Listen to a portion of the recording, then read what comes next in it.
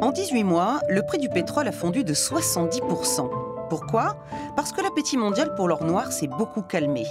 La Chine, plus gros consommateur après les États-Unis, a désormais une croissance plus lente. Du coup, ses fournisseurs, notamment les pays émergents, ont ralenti.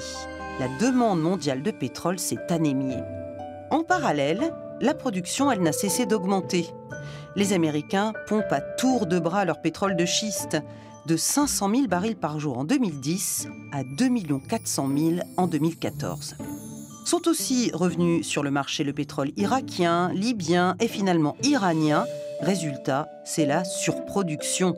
Entre 1,5 million et 2 millions de barils en trop arrivent tous les jours sur le marché. De 113 $ mi-2014, le brut oscille désormais autour des 30 $. Habituellement, pour faire remonter les prix, l'Arabie Saoudite, premier exportateur mondial, ferme ses vannes. Pas cette fois.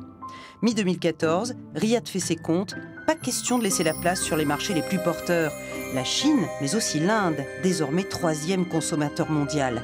Riyad déclenche donc la guerre des prix. L'or noir coule à flot pour étouffer la concurrence, et ça marche. Pour être rentable, le pétrole de schiste américain a besoin d'un baril entre 60 et 65 $, le double du prix actuel. À ce rythme, un tiers des producteurs devraient faire faillite aux États-Unis en 2016. Mais éliminer la concurrence prend plus de temps que de fermer les robinets.